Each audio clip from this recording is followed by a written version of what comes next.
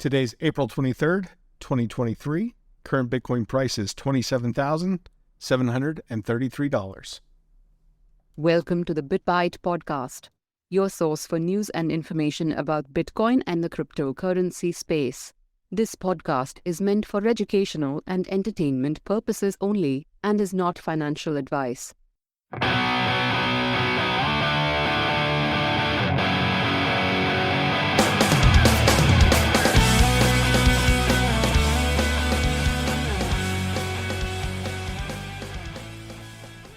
What's going on, Rick? Oh, another day, just hoping my kids' loud noises aren't leaking through my audio. That's all right. That's what they're there for. That's what they're Right. do. How's your weekend been? It's too short. They go by too dang fast, man. Yeah, I hear you on that. We got our water turned back on today, and I've got to do another repair. So, not quite running yet, but the lawn will get water soon. It better, right? Yeah. So speaking of getting some water, looks like Bitcoin's price got watered down a little bit. I was actually kind of surprised that it reached to 30,000. So, I don't know. It probably will take a little while to bust back through that. But, I mean, it just takes one little bad thing economy-wise, and they could be at 40 next thing you know, right? Well, yeah, and that's, I think the big part of that is that, we saw a peak up to the $31,000 mark. So, realistically speaking, this isn't bad. I think we're still up. I think it was something like 52% so far for this year. So, we're still not doing awful. It's not a bad start so far for 2023. And pullbacks happen typically, even in non-horrible macro environments like what we're in right now. So, I wouldn't hold out. I wouldn't be surprised if we kind of get back up into that $30,000 range here relatively soon. Now, I think the big thing is that we don't want to see it drop below 25,000. If we lose that support level, I think then we could be in for a little bit longer pain on that again. But I still hold to the fact that I do believe we're going to be close to about the $45,000-$50,000 range before the end of this year, just because of the halving. But that, who knows what's going to play out on the macroeconomics time frame? Because we've got Bitcoin doing its thing, and then the rest of the world going to schlock. Yeah. There's just so many things in play right now. Yeah. It's hard to say how things are going to shake out even next month, let alone next, into the year. Yeah. Absolutely. One of the things that I wanted to bring up, and I didn't want to linger on this too long, just because it's not, I guess, necessarily surprising per se, but as of April 19th, Argentina, the government ordered the banks to close down for fear of bank runs, and basically they were saying that they were going to keep the banks closed until they can ease the people's tensions. It's like, well, closing the banks does not help ease their tensions. I don't think that's going to do any good. They had previously had a mandate in place where you could only get $500 a month out of your account. Is that 500 pesos per month? Well, it says U.S. dollars in this article, or the equivalent of U.S. dollars, so I don't know how far that goes. Yeah. They have one person quoted on here saying, I have 12 pesos to last me until the end of the month, said a 28-year-old telecom worker. So, 12 bucks. 12 pesos. I don't even know what the exchange rate is for the Argentinian peso, but it's usually not good, though, compared to the dollar. I can't imagine it is. They've asked for $9 billion in aid to avoid defaulting on International Monetary Fund and World Bank loans. You know what's funny about that, though? So they're going to ask for aid, $9 billion in aid to prevent default on loans, but I'm pretty sure that $9 billion will end up being a loan. Exactly, and you need more loans to not, default on the loans you currently have. Yeah, sounds like a great idea.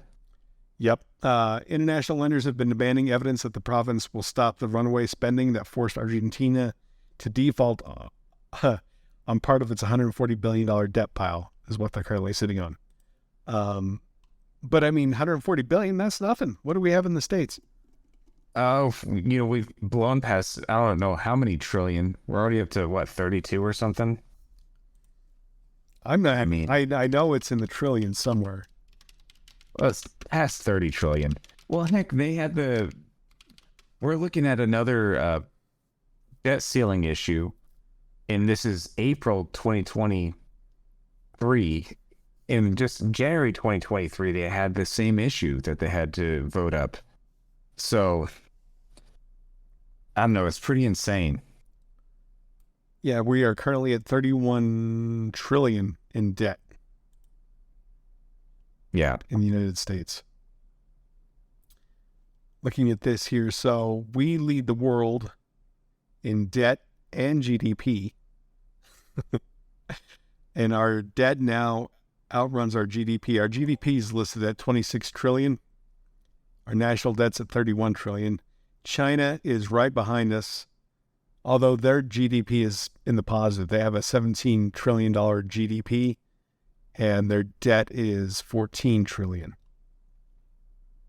Yeah, they got 3 on top of that.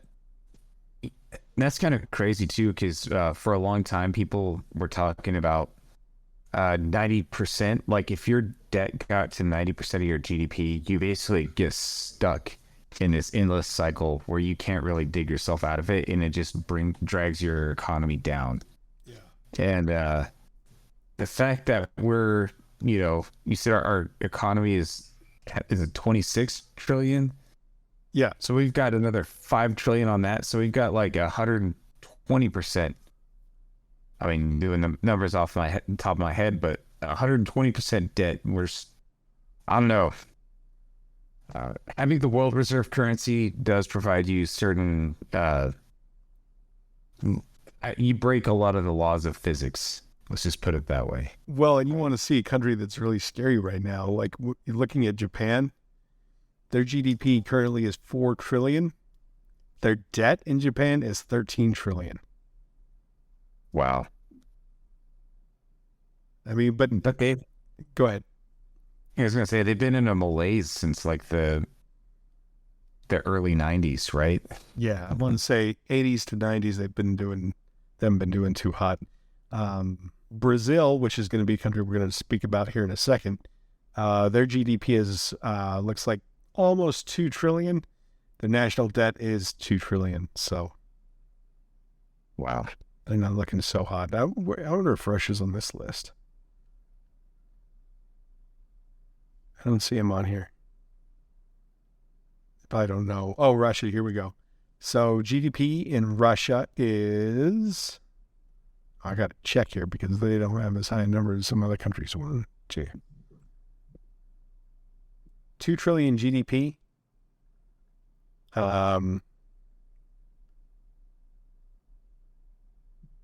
And then their national debt in Russia is only 423 billion. Wow.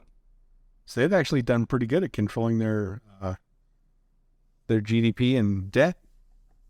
They're the most successful one on this list. No, maybe, but Well, go ahead.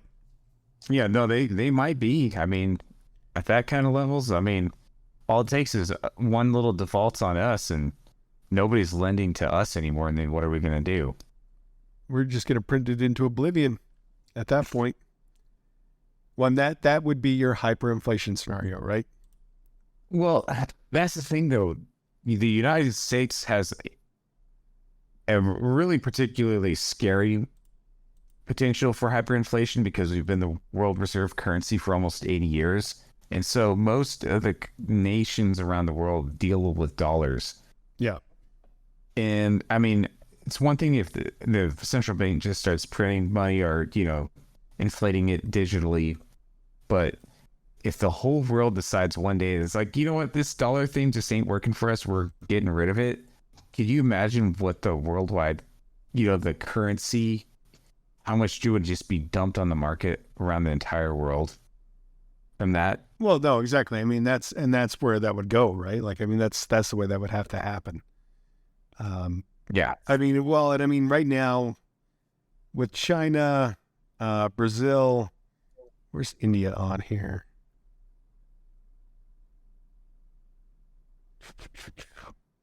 Trying to find that, but I probably should have brought that up sooner. But when you add up what they've got all together, I mean, they're still kind of far away from our GDP itself. I think you'd have to get quite a few other countries to jump on that bandwagon. And I think more than likely what we're going to have for a little while, and it is going to cause some inflation. I think we may have a polar world again, right? Where you've got the BRICS nations under one, and then you got us under another.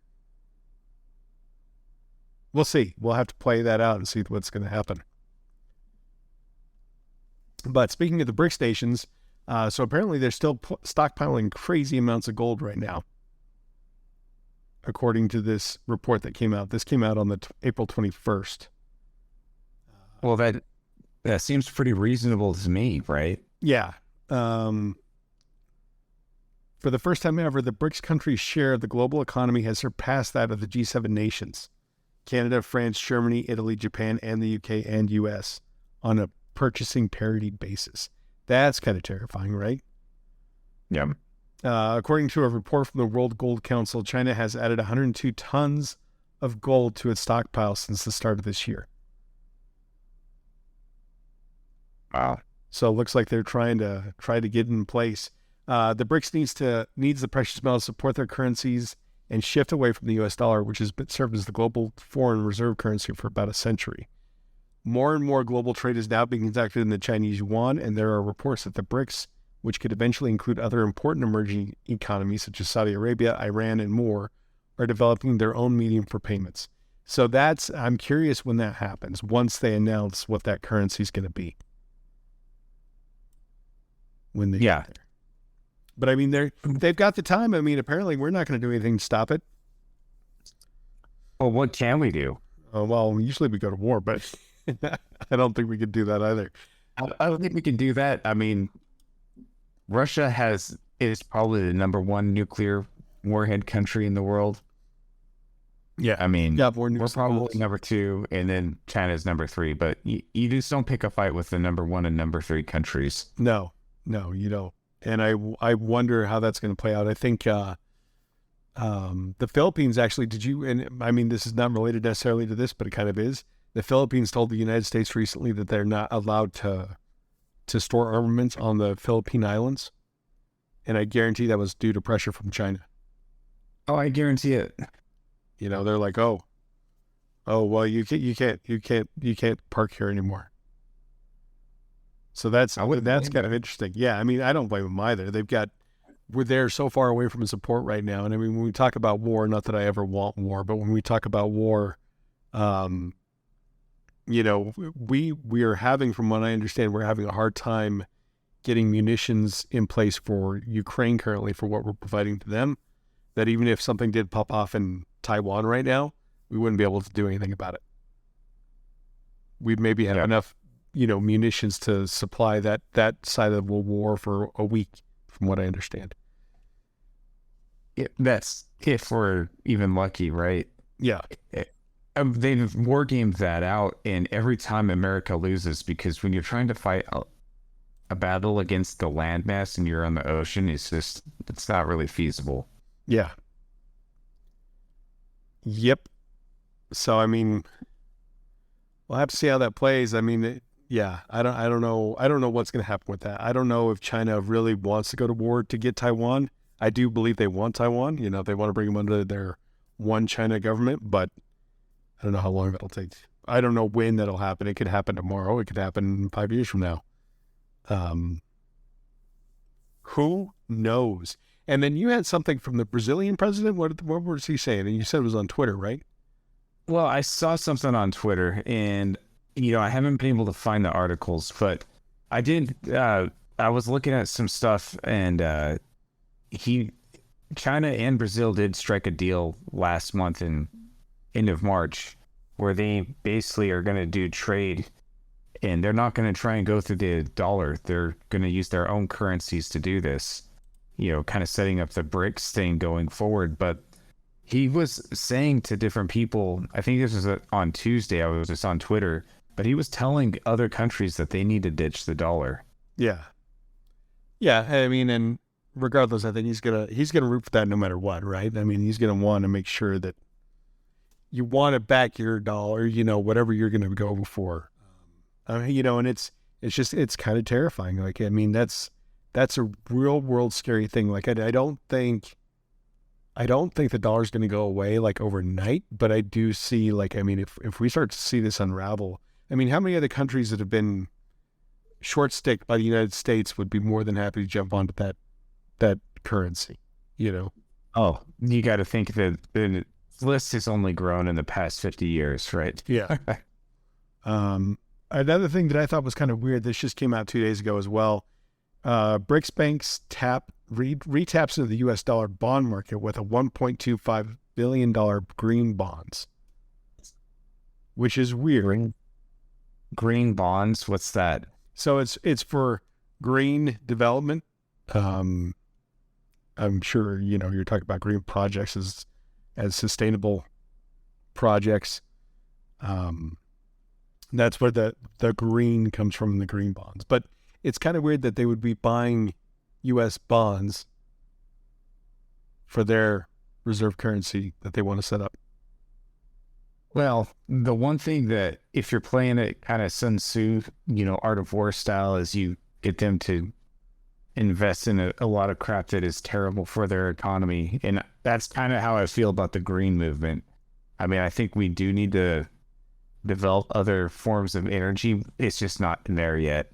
No, I agree. And yeah, that's another topic. But yeah, I mean, I completely agree with you. I think I'm not for, like, if you have a better way to not trash the environment, by all means, let's do it. But yeah, it's got to make sense, right? So maybe that's what their play is. They're trying to get us to put more money to that and then destroy our economy. That very well could be. Very well could be. So question for you then, what do you think is going to happen this next week with Bitcoin? The next week, who knows? It's probably going to continue the same trend down until something happens. It just feels like the entire economy's teetering. So whatever the prices are set at today means nothing in the long term, in my opinion. Yeah. I think we'll see a rebound starting Monday. I'm not saying it's going to go crazy, but I think we probably will get close back up to that $30,000 mark. We'll have to kind of see what plays out with the rest of the world. I mean, I guarantee, like, places like Argentina, they're probably going to be buying up Bitcoin like crazy right now. If they have access to it, and I don't see why they wouldn't. But I mean, just how much money they have access to is the question. Gold lost, it was at that $2,000 range for a while there. It dropped down to, $19.80. Oil is back below $80 a barrel. It's at $77 a barrel. So it looks like, all those things were really going hog wild there for the past, basically month and a half. And it looks like they kind of lost some of their gusto, but we'll have to kind of see what plays out. I do think we'll see a little bit of a rebound, just depending on what happens with the markets. Like I said, I want to see Bitcoin stay about 25,000, but if it dips below that, we could be in for a little bit more pain. So, yep. But I think a thing we need to start researching soon is, crypto kind of has its different phases. Mm-hmm. It'll have its growth phase and it kind of peters out. Or maybe I have the phases wrong, but there's obviously the bull and the bear phase, and then there's this phase where it's just kind of like just hovering around in this one spot. And some people are saying we're about to start hitting that next bull cycle. So, it's something I think we should look into. Yeah, it happens every time before the happening. It's usually about 1,000 days after the last happening. We'll hit bottom, and we already did hit bottom according to that type of a metric, and then we'll start going to bullish after that. But there's a lot of questions: is when are we actually in a bull market again? Right. Right. Obviously, you're not technically in a true bull market till you repass the all-time high, and so we still have a ways to go on that. We're a little bit less than halfway there, so we still have some more room to grow. So, do you have anything else you want to bring up today? I think that's it for now. All right, man. Well, thank you for joining us today. We do hope you all are having a great time out there, enjoying all this madness and insanity, and just batten down the hatches. Continually, we've, ever since we did the banking podcast episodes not too long ago, where everything seemed like it was about to collapse, and then, of course, it didn't quite do it yet, but we're going to see some more of that fallout continue. Absolutely. Well, it's hard to say. They keep holding it together, so we keep holding our breaths. Yeah, we'll see. We'll have to see what happens. But thank you all for listening. We'll talk to you soon. Bye.